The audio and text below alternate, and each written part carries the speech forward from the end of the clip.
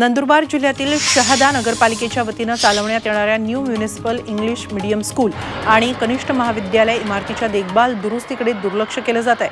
त्यामुळे इमारतीची देखभाल दुरुस्ती करण्यात यावी अशी मागणी भाजपने केली। या शाळेत शहादा शहर आणि परिसरातील शेकडो विद्यार्थी शिक्षण घेत आहेत।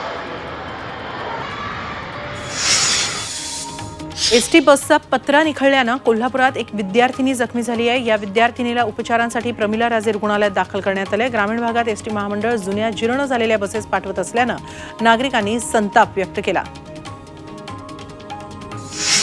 चंद्रपूर शहरातील भरवस्तीच्या भिवापूर सुपरमार्केट परिसरात अस्वलीचा वावर दिसल्याने वन विभाग सतर्क झालाय। या भागातून अस्वली शहरात आल्याची शंका आहे।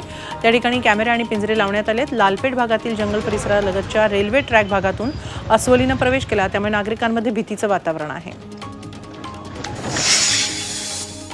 आयकरात कोणताही नवीन बदल करण्यात आलेला नाही, त्यामुळे नोकरदारांना सरकारने काहीसा दिलासा दिलाय। अमृत नोनी आर्थो प्लस ये एक प्रूवन फॉर्मूला। इसमें मौजूद नोनी फल के गुण और आयुर्वेदिक जड़ी बूटियां शरीर को जरूरी पोषक तत्व देने के साथ साथ हड्डियों और जोड़ों के घिसने, उनमें होने वाले सूजन और दर्द को रोकने में मदद करता है। दर्द मुक्त जीवन के लिए अमृत नोनी आर्थो प्लस। 7 लाखांपर्यंतच्या उत्पन्नावर कर लागणार नाही।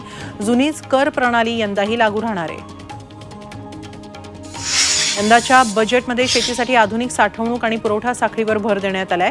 देशातल्या 4 कोटी शेतकऱ्यांना पंतप्रधान पीक विमा योजनेचा लाभ मिळालाय। तर आता आगामी काळात सरकार दुग्ध उत्पादक शेतकऱ्यांसाठी ही योजना आणणार आहे। सरकार मोहरी आणि भुईमूग लागवडीला अधिक प्रोत्साहन देणार आहे।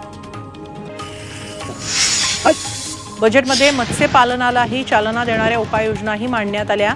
सागरी खाद्य निर्यात दुप्पट करण्याचे लक्ष्य ठेवून उत्पादन वाढीसाठी प्रयत्न केले जाणार आहेत। त्यासोबतच सरकार 5 इंटिग्रेटेड ॲक्वा पार्क्स उघडणार असल्याचंही अर्थमंत्र्यांनी सांगितलं।